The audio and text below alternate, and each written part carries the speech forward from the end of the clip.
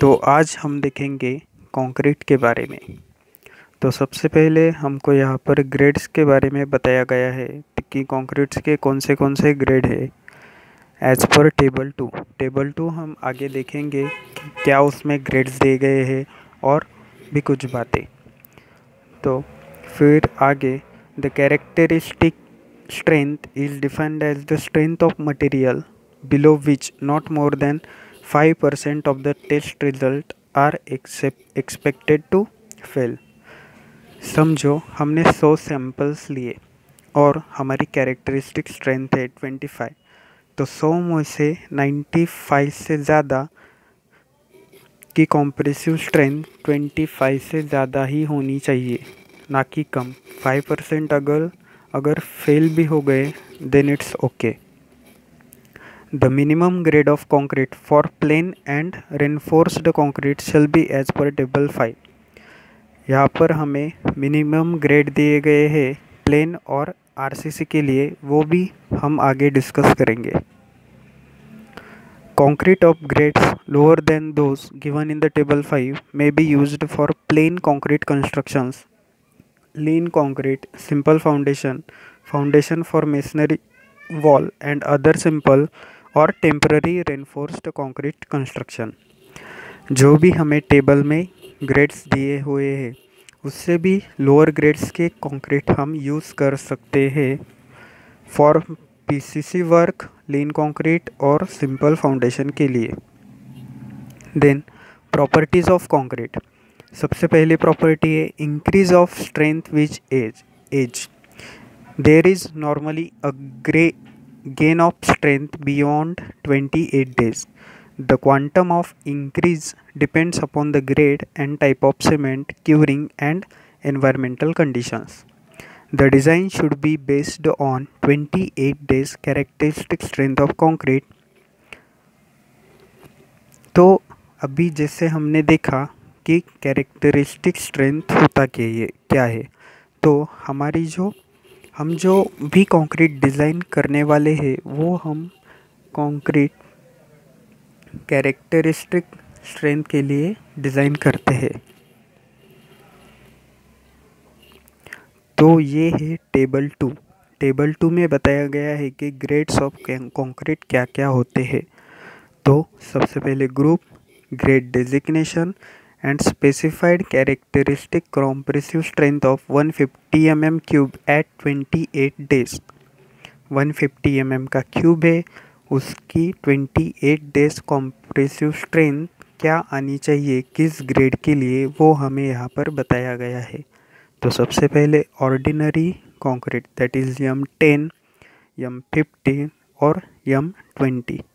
तो यहाँ पर M जो है वो मिक्स के लिए है और 10 जो है वो उसकी 150 mm क्यूब की कॉम्प्रेसिव स्ट्रेंथ है at 28 days। That is for M10 10 Newton per mm square is the compressive strength of that concrete।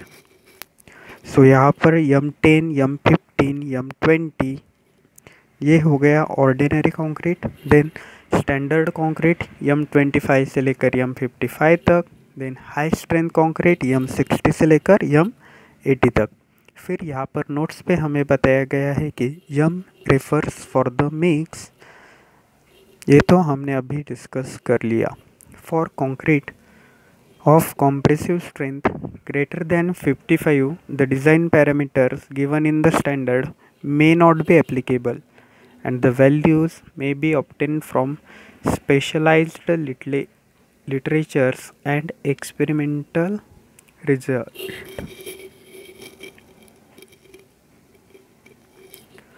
For the concrete of grade M30 and above, the rate of increase of compressive strength with age shall be based on actual investigations। उसके लिए हमें कुछ experiments करने चाहिए for M30 and above, where the members are subjected to lower direct load during construction. They should be checked for stresses resulting from the combination of direct load and bending during the construction। फिर what is the tensile strength of concrete? The flexural and splitting tensile strength shall be obtained as described in IS 516 and IS 5816 respectively. When the designer wishes to use an estimate of the tensile strength from the compressive strength, the following formula should be used. So the flexural strength is equal to 0.7 under root FCK in Newton per mm square, where FCK is the characteristic cube compressive strength of concrete in Newton per mm square. तो हमारे पास अगर compressive strength है तो उसकी flexural strength हम कैसे निकालें, इसका एक एग्जांपल मैंने आगे बताया हुआ है। तो एग्जांपल देखते हैं कि अगर हमारी कैरेक्टरिस्टिक स्ट्रेंथ है 25 तो उसकी flexural strength 0.7 under root 25 that is 3.5 newton per mm square, इतनी उसकी फ्लेक्चरल स्ट्रेंथ है। फिर elastic deformation, the modulus of elasticity is primarily influenced by the elastic properties of the aggregate and to a lesser extent by the conditions of curing and age of the concrete, the mix proportions and the type of cement. The modulus of elasticity is normally related to the compressive strength of concrete. The modulus of elasticity, इसका मैंने एक example आगे लिया हुआ है। तो ये होता है अपना 5000 अंडर रूट एफ सी के। यहाँ भी एफ सी के आ गया मीन्स हमको कैरेक्टरिस्टिक कॉम्प्रेसिव स्ट्रेंथ अगर पता है तो हम उसकी मॉड्यूलस ऑफ इलास्टिसिटी आसानी से निकाल सकते हैं। और यहाँ पर एक नोट दिया गया है कि actual measured values may be differ by ±20% from the values obtained from the above expression. Means इस एक्सप्रेशन से जो भी वैल्यू आएगी उससे +20% या -20% इज अलाउड। इसका एग्जाम्पल देखो, modulus of elasticity is equal to 5000 into under root FCK. If characteristic compressive strength is 25 Newton per mm square, then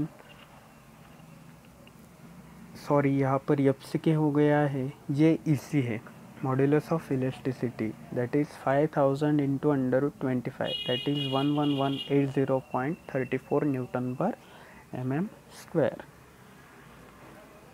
फिर श्रिंकेज के बारे में हमें बताया गया है। हम सबको पता है कि जब कंक्रीट हमारा हार्ड होना शुरू होता है तो श्रिंकेज होता है, उसमें से जो एयर है और वाटर है वो कम होने की वजह से श्रिंकेज होता है।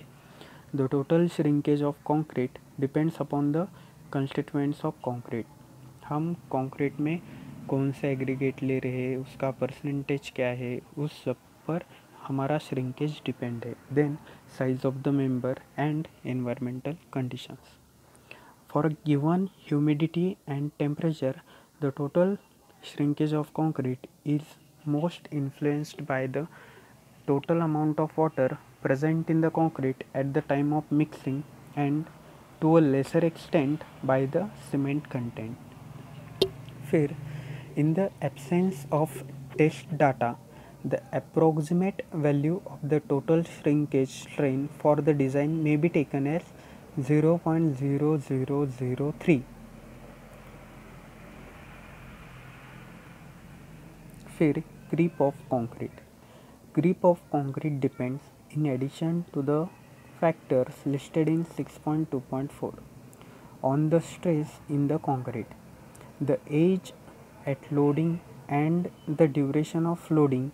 As long as the stress in concrete does not exceed 1/3 of its characteristic compressive strength, creep may be assumed to be proportional to the stress.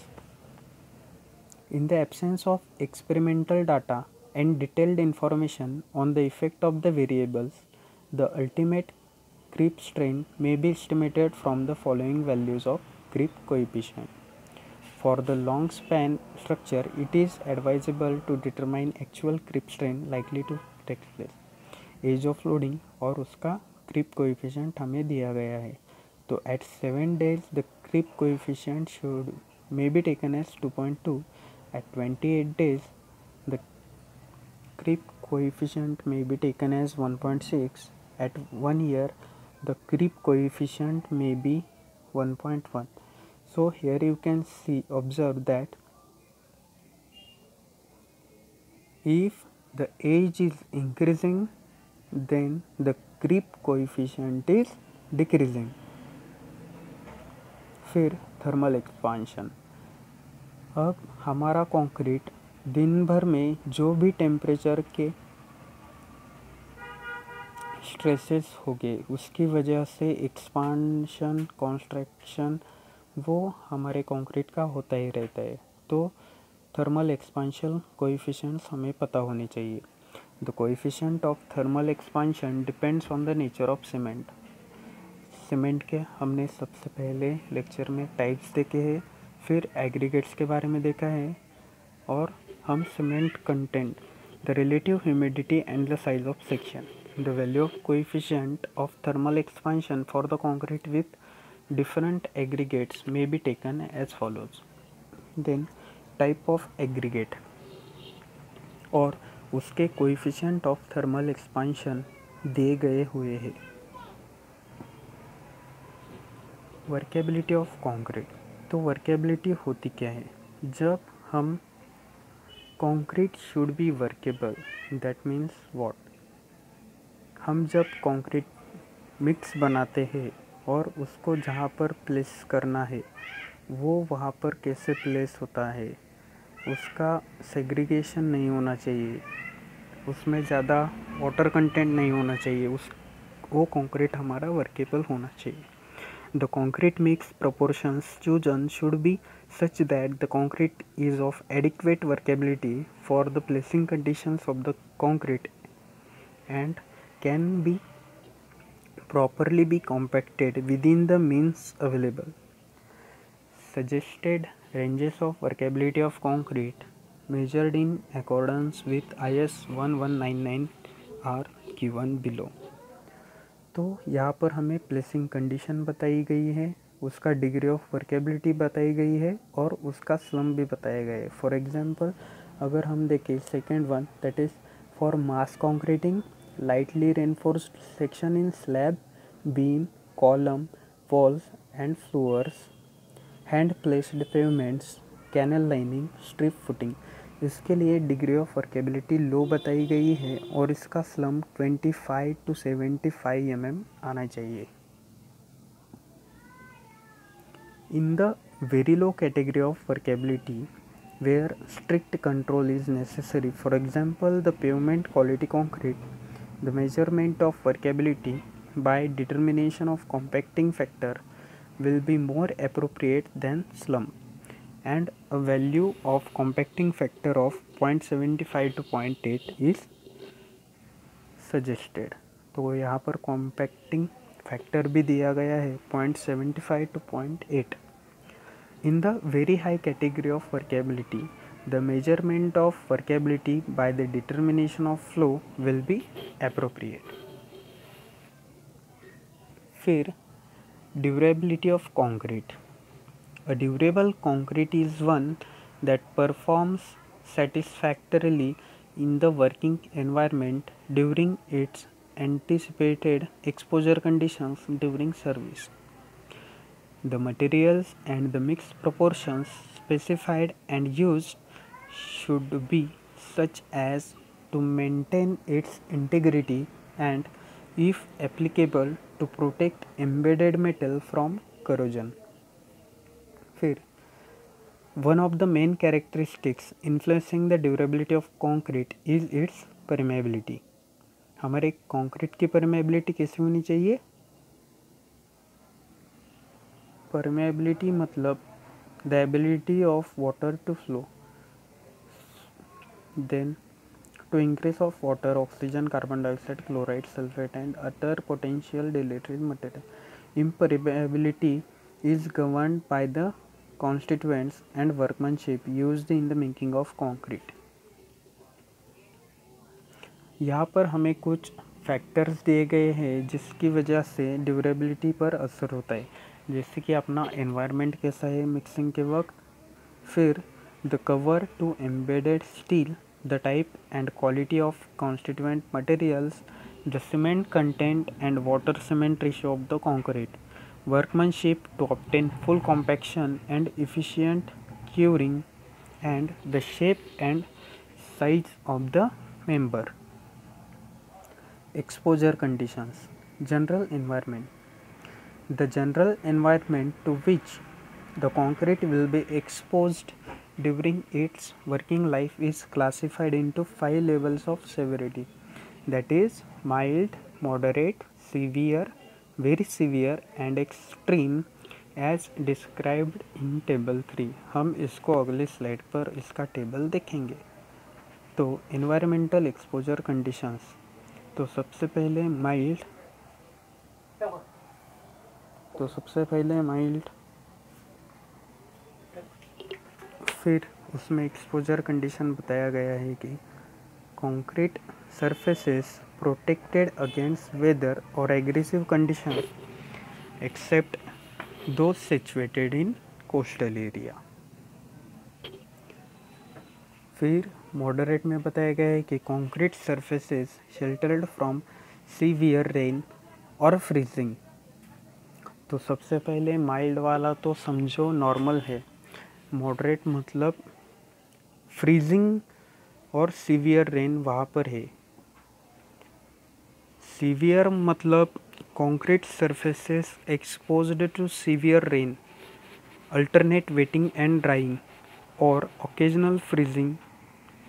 अगर ऐसी कंडीशन है तो हमारा सीवियर हमको लेना चाहिए. फिर आता है very severe, the concrete surfaces exposed to sea water.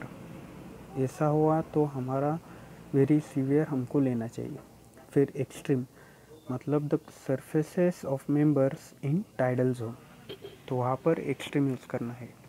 Abrasive, the specialist literature may be referred to for the durability requirements of concrete surfaces exposed to abrasive action, for example in case of machinery and metal tires.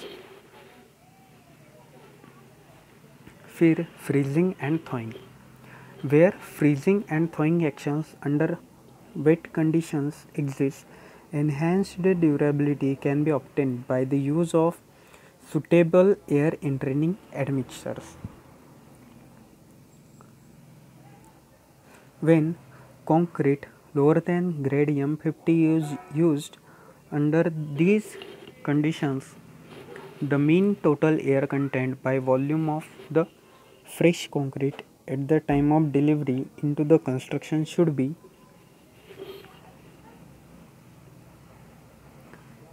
यहाँ पर हमें nominal maximum size of aggregate दिया गया है और internal air percentage दिया गया है. 20 mm का एग्रीगेट होगा तो 5 ± 1% is there. Since air entrainment reduces the strength, the suitable adjustments may be made in the mixed design for achieving required strength. फिर exposure to sulfate attack. Table 4 gives recommendations for the type of cement, maximum free water cement ratio and minimum cement content, which are required at different sulfate concentrations in near neutral ground water having pH of 6 to 9. Table 4 में हमको बताया गया है कि अगर समझो ground water table अपना near है तो उसके लिए वाटर सीमेंट रेशो और मिनिमम सीमेंट कंटेंट क्या रहना चाहिए अगर उस वाटर का pH 6 to 9 है. For the very high sulfate concentrations in class 5 conditions, some form of lining such as polythene sheet or surface coating based on asphalt, rubber, epoxy और तो समझो हमारे पास सल्फेट कॉन्सेंट्रेशन बहुत ज़्यादा है, तो वहाँ पर हम एक पॉलीथीन शीट लेटाकर या कोई कोटिंग, समझो बिट्यूमिन कोटिंग कर कर हमें वो करना चाहिए। फिर requirement of concrete cover, the protection of steel. तो सबसे पहले तो हम कवर क्यों प्रोवाइड करते हैं, क्योंकि हमारा जो स्टील है वो डायरेक्टली एटमॉस्फेयर को ओपन ना हो, इसके लिए हम कंक्रीट को कवर प्रोवाइड करते हैं। The protection of the steel in the concrete against corrosion depends upon an adequate thickness of good quality concrete. The nominal cover to the reinforcement shall be provided as per 26.4. तो हमें तो पता ही है कि footing में हम cover कितना use करते हैं, 50 mm, और कभी कभी कवर हम स्ट्रक्चरल डिज़ाइनर ने अगर मेंशन किया गया है तो वो यूज़ करते हैं, लेकिन जनरली हम फुटिंग में 50 mm, बीम में 25 mm, स्लैब में और जो अपने कॉलम है उसमें 40 mm हम यूज़ करते हैं। फिर concrete mix proportions, the free water cement ratio is an important factor. हमारे कंक्रीट में क्या होना चाहिए कि वाटर कंटेंट मिनिमम होना चाहिए, मतलब जो भी रिक्वायर्ड होगा फॉर द रिएक्शन, सिर्फ उतना ही। कई बार साइट पर क्या करते हैं कि वाटर सीमेंट बढ़ा देते हैं क्योंकि हमें वर्केबिलिटी उसकी बढ़ानी होती है, लेकिन ये गलत है, ऐसा नहीं होना चाहिए। So the free water cement ratio is an important factor in governing the durability of concrete and should always be the lowest value. Appropriate values for the minimum cement content and the maximum free water cement ratio are given in table 5 for the different exposure conditions. The minimum cement content and maximum water cement ratio applied to 20 mm maximum 20 mm nominal maximum size aggregate. For other size of aggregate, they should be changed as per table 26. फिर आता है maximum cement content. तो cement content not including fly ash and GGBS in excess of 450 kg per meter cube should not be used unless special consideration has been given in this to the increased risk of cracking due to drying shrinkage in thin sections or to early thermal cracking and to the increased risk of damage due to alkali silica reaction. तो maximum cement content हमारा 1 metre cube में कितना होना चाहिए, 450 kg। 450 kg per meter cube is the maximum cement content as per IS code. Table number 5, यहाँ पर हमें minimum cement content, maximum water cement ratio and minimum grade of concrete for the different exposures with normal size aggregates of 20 mm nominal maximum size. इस table में जो भी values दिए गए हैं वो सिर्फ 20 mm एग्रीगेट अगर हम यूज़ कर रहे हैं तब भी एप्लीकेबल होंगे। समझो अगर 10 mm हम एग्रीगेट यूज़ करने वाले हैं तो उसकी जो एडजस्टमेंट और इस वैल्यू में जो भी करेक्शन है होगा वो हम अगले टेबल में देखेंगे। तो सबसे पहले इसमें देखेंगे माइल्ड। अगर समझो हमारा एक्सपोजर माइल्ड है तो PCC वर्क के लिए minimum cement content is 220 kg per metre cube. Maximum free water cement ratio is 0.60 and minimum is not applicable. अगर हम माइल्ड एक्सपोजर में रेनफोर्स्ड कंक्रीट कर रहे हैं तो हमारा मिनिमम सीमेंट कंटेंट होना चाहिए 300 kg per metre cube. PCC के लिए कितना था 220 और आरसीसी के लिए कितना है 300। और maximum free water cement ratio for RCC 0.55 और पीसीसी के लिए कितना था 0.6। मतलब पीसीसी के लिए हमारा सीमेंट कंटेंट कम है और वाटर सीमेंट रेशियो ज़्यादा है, और आरसीसी के लिए हमारा सीमेंट कंटेंट ज़्यादा है और वाटर सीमेंट रेशियो कम है। और मिनिमम ग्रेड ऑफ कंक्रीट हमें आरसीसी के लिए फॉर माइल्ड एक्सपोजर दिया गया है M20। M20 से कम वाला हमको आरसीसी में फॉर माइल्ड एक्सपोजर यूज़ नहीं करना है। ऐसे सब एक्सपोजर्स के लिए minimum cement content, maximum free water cement ratio और मिनिमम ग्रेड ऑफ कंक्रीट दिया गया है। अब वो जो वैल्यूज़ थे वो मैंने बताया था कि सिर्फ 20 mm एग्रीगेट के लिए थे। तो समझो हम 10 mm एग्रीगेट यूज़ कर रहे हैं तो उसमें क्या चेंज होगा। तो समझो अगर 10 mm एग्रीगेट यूज़ कर रहे हैं तो हमें +40 सीमेंट कंटेंट में +40 ऐड करेंगे। 20 mm के लिए तो वही वैल्यूज़ होंगे और 40 mm एग्रीगेट हो तो -30 करेंगे। मतलब अगर हमारा एग्रीगेट साइज़ कम होता है तो हमें सीमेंट कंटेंट बढ़ाना है, और अगर हमारा एग्रीगेट साइज़ ज़्यादा होता है तो हमें सीमेंट कंटेंट कम करना है। इसका एग्जांपल मैंने लिया है आरसीसी के लिए exposure mild. So adjustment as per table 6 is 0 for 10 mm +40 and for 40 mm -30।